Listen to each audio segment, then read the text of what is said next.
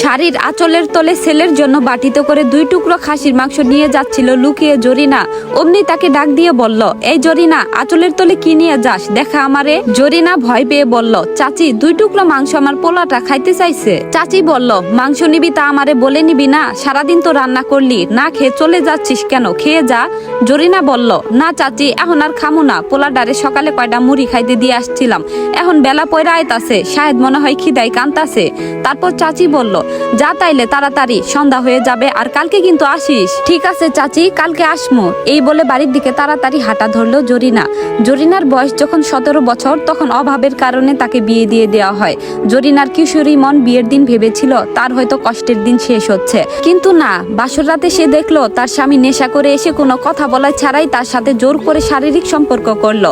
2 দিন পর মাকে যখন কথাটি বলল তার স্বামী নেশা করে, ছেলে ভালো না, জরিনার মা তখন জরিনার কথা শুনে বলেছিল, মারে, ভাগ্যকে মেনে নিয়ে সংসার কর, তুই তো ছোট না, তুই তোর বাপের অবস্থা দেখছস, ঘরে আরো 4টা সন্তান আছে, তুই কষ্ট হলেও ওখানেই থাক। তারপর থেকেই সে ভাগ্যকে মেনে নেয়। তার স্বামী একদিন বাড়িতে আসলে 6 দিন আর বাড়িতে আসে না, নেশা করে জায়গায় জায়গায় পড়ে থাকে। এভাবেই জরিনা গর্ভবতী হয়ে পড়ে। জরিনার স্বামী তাকে কোনো ভরণ পোষণ দেয় না। জরিনা তার বৃদ্ধ শ্বশুর শাশুড়ির সাথেই খেত। 10 মাস পর জরিনা একটা ফুটফুটে ছেলে সন্তান জন্ম দেয়, নাম রাখে শাহেদ। জরিনার স্বামী অনেক দিন ধরে নিখোঁজ, তার কোনো খোঁজ নেই। জরিনারও তার কথা মনে পড়ে না। জরিনা বাড়িতে এসে দেখে শাহেদ বই হাতে নিয়ে ভাঙাচোরা জানলার কাছে পড়তেছে। জরিনাকে শাহেদ দেখতে পেয়ে তাড়াতাড়ি বই বন্ধ করে তার সামনে এসে বলল, আম্মা, আজকে এত দেরি করলা, সেই সকালে কয়টা মুড়ি খাইছিলাম। জরিনা হাসি মুখে তার সামনে 2 টুকরো খাসির মাংস আর একটু পোলাও রাখলো। শাহেদ খুশি হয়ে জরিনাকে জড়িয়ে ধরে বলল, আম্মা, এত ভালো খাবার আমার জন্য আনছো আম্মা? জরিনা বলল, হ বাজান, তোর জন্য আনছি, খা এখন, দুপুরে তো কিছু খাস নাই। শাহেদ তাড়াতাড়ি করে মাটিতে বসেই খেতে শুরু করলো। মনে হচ্ছে সে পৃথিবীর সব থেকে সুস্বাদু খাবার খাচ্ছে। জরিনা শাহেদের পাশে বসে শাহেদের খাওয়া দেখছে। একটা পোলাও দানা মাটিতে পড়ে গেল, সেটি আবার তুলে খাচ্ছে। ছেলের খাওয়া দেখে তার সারাদিনের পরিশ্রম যেন সার্থক হলো। শাহেদ এবার ক্লাস 4-এ পড়ে, খুব ভালো ছাত্র সে। শাহেদকে নিয়ে জরিনার অনেক স্বপ্ন, শাহেদকে বড় অফিসার বানাবে, শাহেদ তাকে বিমান দিয়ে ঘোরাবে। জরিনার শ্বশুর শাশুড়িও 1 বছর আগে মারা গেছে, তার স্বামীও 5 বছর ধরে নিখোঁজ। জরিনা একটা লম্বা শ্বাস ফেলে ভিটের সামনে বাঁশঝাড়ের দিকে তাকিয়ে রইল। গ্রামের এই কাঁচা রাস্তার ধুলো আর চারপাশে নীরবতা যেন তার জীবনের নিত্যদিনের সঙ্গী। গ্রামের মাতাব্বর বাড়িতে আজকের সারাদিনের ধকলটা কম যায়নি। 3টে বড় ডেকে প্রায় 100 মানুষের রান্নার আয়োজন ছিল। বড় বড় হাড়ি ঠেলতে ঠেলতে জরিনার 2 হাতের কাজ যেন অবশ হয়ে আসছে, কিন্তু সেই কষ্টের কথা তার মনেই থাকে না। যখন সে দেখে শাহেদ এক মনে থালা পরিষ্কার করে খাচ্ছে, শাহেদের খাওয়া শেষ হলে জরিনা আঁচল দিয়ে ছেলের মুখটা মুছে দিল। শাহেদ তার ছোট ছোট হাত দুটো দিয়ে মায়ের হাত চেপে ধরে বলল, আম্মা, আমি বড় হইয়া তোমারে মানুষের বাড়িতে কাম করতে দিব না, আমি যখন অনেক বড় হইমু তখন তোমারে সুন্দর একটা লাল শাড়ি কিনা দিমু। জরিনার চোখে 1 ফোঁটা জল চলে এলো, কিন্তু সে চট করে তা আঁচলে মুছে নেয়। মুচকি হেসে বলে, হ বাজান, তুই আগে মন দিয়ে পড়ালেখা কর, বড় সাব হ, হেইডাই আমার অনেক। শাহেদ আবার তার বইটা হাতে নেয়। বইয়ের পাতাগুলো ছিঁড়ে গেছে, অনেক জায়গায় কষ্টেপ দিয়ে জোড়া লাগানো। গ্রামের প্রাইমারি স্কুলের শিক্ষক লতিফ স্যার একদিন জরিনাকে ডেকে বলেছিলেন, জরিনা, শাহেদের মাথায় ভালো বুদ্ধি আছে, ওরে কষ্ট কইরাও পড়ালেখাটা বন্ধ করায়ও না, এই ছেলে একদিন তোমার সব কষ্ট দূর করব। লতিফ স্যারের সেই কথাটা জরিনার বুকের ভেতরে আগলে রেখে দিয়েছে। সেই আশাতেই সে সকাল থেকে রাত পর্যন্ত গৃহস্থ বাড়ির থালা বাসন মাজে, ধান ভানে আর মানুষের উঠানে ঝাড় দেয়। সন্ধ্যা নেমে আসতেই চারপাশ অন্ধকার হয়ে আসে। ঘরের কুপির তেলও বিশেষ নেই, সামান্য একটু কেরোসিন আছে, তা দিয়ে বড় জোর ঘন্টাখানেক আলো জ্বলবে। জরিনা চটপট রান্না বাড়ির কাছে গেল। ঘরের চাল সামান্যই আছে, কাল সকালে কি ফুটবে তা নিয়ে চিন্তার শেষ নেই, কিন্তু আজকের দিনটা অন্তত শাহেদের পেট ভরা খাবার জুটেছে, এতেই জরিনার বুক ভরা তৃপ্তি। শাহেদ কুপির সামান্য আলোতেই সুর করে পড়ছে, আমাদের ছোট নদী চলে বাঁকে বাঁকে। তার সেই ছোট কণ্ঠের পড়াশোনার সময় জরিনা চুলার পাশে বসে আনমনা হয়ে যায়। মনে পড়ে সেই কঠিন দিনগুলোর কথা, যখন শ্বশুর শাশুড়ি বেঁচে ছিলেন, তখন অন্তত ঘরে দুটো কথা বলার লোক ছিল। বুড়ো মানুষ দুটো শেষ বয়সে খুব কষ্ট পেয়েছিল, ওষুধ তো দূরের কথা, শেষ সময় 1 ফোঁটা ভালো পথ্য জরিনা তুলে দিতে পারেনি।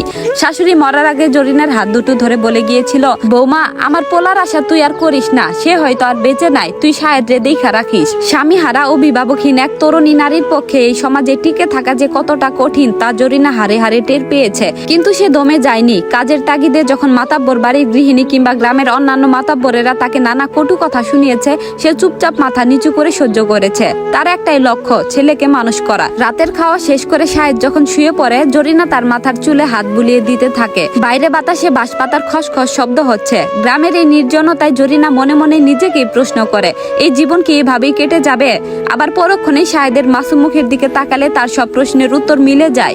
শাহেদ ঘুম জড়িয়ে আসা গলায় বলল, আম্মা, কালকে তুমি আবার কখন কামে যাইবা? জরিনা মিষ্টি করে হেসে বলল, সকালেই জামু বাজান, তুই স্কুলে যাওয়ার আগেই তোর লাগিয়া ভাত রান্দা রেখে জামু, তুই খেয়ে স্কুলে যাবি। শাহেদ বলল, আম্মা, আমার একটা নতুন খাতা লাগবো। লতিফ স্যার কইছে অঙ্ক করার লাইগা নতুন খাতা আনতি। জরিনা ছেলের কপালে হাত রেখে বলল, আচ্ছা, কালকে মাতাব্বর বাড়ি থেকে কামের টাকা পাইলে তোর খাতায় না দিমু, তুই ঘুমা এখন। শাহেদ মায়ের গায়ে ঘেঁষে চোখ দুটি বুঝে ফেলে। ঘরে কুপির আলোটা আস্তে আস্তে নিভে আসে।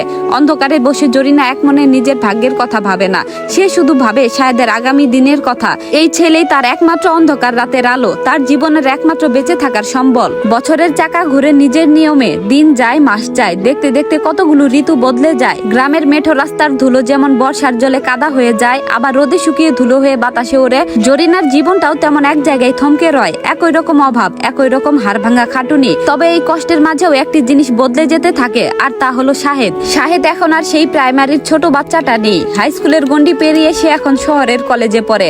প্রতিদিন গ্রাম থেকে হেঁটে 3 মাইল দূরে গিয়ে বাস ধরে শহরে যেতে হয় তাকে। ছেলে যেমন দিন দিন লম্বা চওড়া হচ্ছে, তেমনি তার পড়াশোনার খরচও বাড়ছে যেমিতি হারে। জরিনা আগের চেয়েও বেশি খাটে। মাতাব্বর বাড়ির কাজের পর আরো দুটো বাড়িতে ঝিয়ের কাজ নিয়েছে সে। রাতে চোখে যখন ঘুমের ক্লান্তি নেমে আসে, তখনও সে খোপে আটকে রাখা দুটো মুরগির ডিম বা নিজের হাঁসের ডিমগুলো জমিয়ে রাখে শহরের বাজারে বেচার জন্য, যাতে শাহেদের যাতায়াত ভাড়ার টাকাটা উঠে আসে। তবে শাহেদ আর আগের মতো নেই। সে যে ছোটবেলায় মায়ের ছেঁড়া আঁচল ধরে মিষ্টি মিষ্টি কথা বলতো, মায়ের হাতের আনা খাবারের বাটি দেখে আনন্দে জড়িয়ে ধরতো, সেই আবেগগুলো এখন কেমন যেন উবে গেছে। কলেজের ছেলেদের সাথে মিশে সে এখন নিজেকে নিয়ে বড়ই লজ্জিত। তার পরনের জামাটা কেন অন্য ছেলেদের মতো সুন্দর নয়? কেন তার মা অন্যের বাড়িতে থালা বাসন মাজে? এসব চিন্তা তার ভেতর অদ্ভুত এক জেদ আর বিরক্তির জন্ম দেয়। জরিনা যখন রাতে হাত পা ব্যথার কুকড়ে যাওয়া আঙ্গুল নিয়ে খেতে বসে, শাহেদ তখন পড়াশোনার বাহানায় এক পাশে মুখ ফিরিয়ে বসে থাকে। মা যদি কখনো ছক করে জিজ্ঞেস করে, বাজান পড়াশোনা কেমন চলতেছে, স্যাররা কিছু কয়? শাহেদ বিরক্ত মুখে বলে, তুমি বুঝবা না আম্মা, এত পেঁচাল পাইরো না তো, আমারে পড়তে দাও। জরিনা মন খারাপ করে না। সে ভাবে শহরের পড়াশোনা কত কঠিন জিনিস। ছেলেটা সারাদিন মেহনত করছে, মাথার ভেতর কত পড়া, তাই হয়তো মেজাজটা একটু চড়া। সময় গড়িয়ে যায়। এলো সেই কাঙ্ক্ষিত দিন, এইচএসসি পরীক্ষার ফলাফল প্রকাশ হবে আজ। সকাল থেকে জরিনার বুকের ভেতর একটা অচেনা ঢিপ ঢিপ শব্দ। সে হাত জোর করে আল্লাহর কাছে দোয়া করতে থাকে। দুপুরের দিকে গ্রামের মোড়ের দোকান থেকে শাহেদ বাড়ি ফিরল। তার চোখে মুখে এক ধরনের অদ্ভুত অহংকার আর গাম্ভীর্যের ছায়া। লতিফ স্যার নিজেই বাড়িতে ছুটে এলেন। আনন্দে আত্মহারা হয়ে বললেন, জরিনা, ও জরিনা, দেখা যা তোর ছেলে কি করছে। শাহেদ পুরো কলেজে গোল্ডেন A+ পাইছে, আমাদের গ্রামের নাম উজ্জ্বল করছে রে। কথাটা শোনা মাত্র জরিনার চোখের কোণে আনন্দের জল গড়িয়ে পড়ে। সে বারান্দায় হাঁটু গেড়ে বসে পড়ে। তার এত বছরের না খাওয়া মানুষের কটু কথা শোনা, হারে হারে খেটে মরা, সব যেন এক মুহূর্তে সার্থক হয়ে গেল। জরিনা দেরি করলো না। সে অনেক দিন ধরে তিল তিল করে নিজের আঁচলে বাঁধার পর মাটির ব্যাংকে জমিয়ে রাখা খুচরো টাকাগুলো বের করলো। তারপর সোজা মাতাব্বর বাড়িতে গিয়ে কিছু টাকা অগ্রিম চাইলো। সব মিলে পুরো 1000 টাকা জমা করে সে সোজা হাটের রশিদের মিষ্টির দোকানে গেল।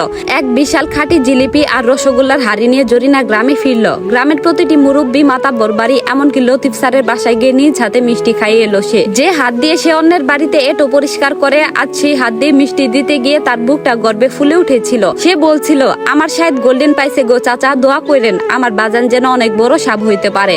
গ্রামের মানুষ প্রশংসা করছিল, কিন্তু শাহেদের মুখ ছিল ভার। সে যখন দেখে তার মা গায়ের ঘাম আর ধুলোবালি মাখা শাড়ি পরে ঘরে ঘরে মিষ্টি দিয়ে বেড়াচ্ছে, তার ভেতরে এক চরম অপমান বোধ জেগে ওঠে। সে মনে মনে ভাবে, মায়ের এই সস্তা আনন্দ করার কি আছে?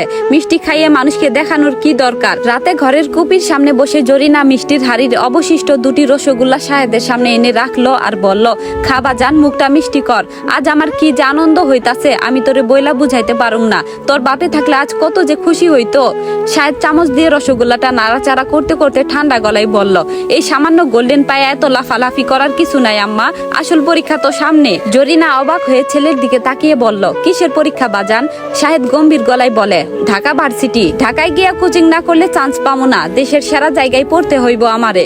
গ্রামে এই ছোট শহরে পয়রা থাইকা আমার কোনো লাভ নাই। জরিনা এক মুহূর্ত থমকে যায়। সে ঢাকা শহরের নাম শুনেছে, কিন্তু সে শহর কত দূরে দূরে, সেখানকার খরচ কেমন তার কোনো ধারণা নেই। সে মৃদু স্বরে বলল, ঢাকায় যাইতে কত টাকা লাগবে রে বাজান? শাহেদ বিরক্তি নিয়ে বলে, অনেক টাকা, কোচিং ফি, মাসের ভাড়া, খাওয়ান, বইপত্র সব মিলায় প্রথম ধাক্কাতেই 15-20 হাজার টাকা লাগবো। তারপর প্রতি মাসে তো খরচ আছেই। 20 হাজার টাকা শব্দটা যেন জরিনার মাথার উপর এক বিশাল পাথরের মতো এসে পড়ে।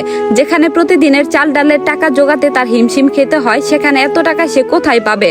জরিনা কাতর গলায় বলল, বাজান রে, এত টাকা আমি কই পামু? তুই তো জানোস আমার হাতে কিচ্ছু নাই। তুই যদি এই শহরের কোনো বড় কলেজে ভর্তি হইতি। কথাটা শেষ করার আগে শাহেদ থালাটা ঝনঝন শব্দে সরিয়ে রেখে দাঁড়িয়ে গেল। তার চোখে তীব্র ক্ষোভ। সে চিৎকার করে বলল, আমি জানতাম তুমি এই কথাই বলবা। অন্যের বাড়ি কাম কইরা আমারে খালি খাইতে দিছো, কিন্তু আমার ভবিষ্যৎ গড়ার ক্ষমতা তো তোমার নাই। শহরের অন্য ছেলেরা কত সুযোগ পায়, আর আমার এই গ্রামে পয়রা পয়রা মরতে হইব। যদি টাকা জোগাড় করতে না পারো, তাইলে ছোটবেলায় আমার এত পড়ালেখার স্বপ্ন দেখাইছিলা কেন? এত বড় অফিসার হওয়ার কথা কেন কইছিলা? শাহেদের কথাগুলো যেন চাবুকের মতো জরিনার পিঠে এসে পড়ে।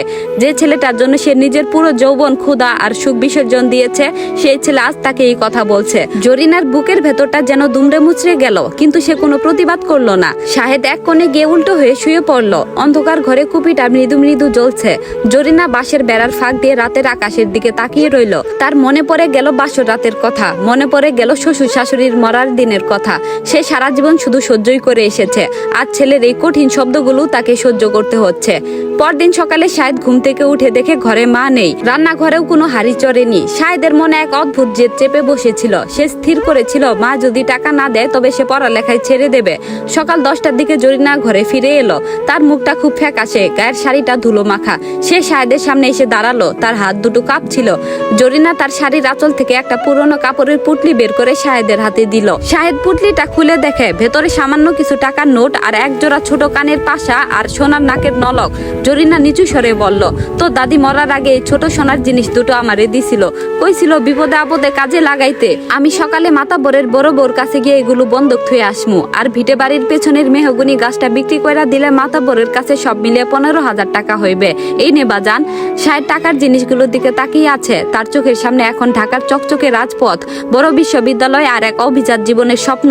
সে একবারের জন্য মায়ের ফ্যাকাশে মুখের দিকে বাতাস শূন্য কানের লতির দিকে তাকালো না, সামান্য ধন্যবাদও জানালো না। শাহেদ বলল, ঠিক আছে আম্মা, আমি আজ বিকেলের বাসেই ঢাকা রওনা হমু, জামা কাপড় গুছায় নেই। জরিনা দরজার পাশে শক্ত হয়ে দাঁড়িয়ে রইল। তার চোখ দিয়ে জল গড়িয়ে পড়লো থুতনিতে, কিন্তু সে তার শাড়ির আঁচল দিয়ে তার মুছলো না। সে বুঝতে পারছিল তার শাহেদ হয়তো বড় অফিসার হবে, কিন্তু সে আর জরিনার সেই ছোট বাজার নেই। সে অনেক দূরে চলে গেছে, যেখান থেকে আর কোনোদিন হয়তো ফিরে আসবে না। গল্পটি কেমন লাগলো জানাবেন। এটি ছিল গল্পের প্রথম পর্ব, আর পরবর্তী পর্বটি শুনতে চাইলে অবশ্যই একটি কমেন্ট করবেন। ধন্যবাদ।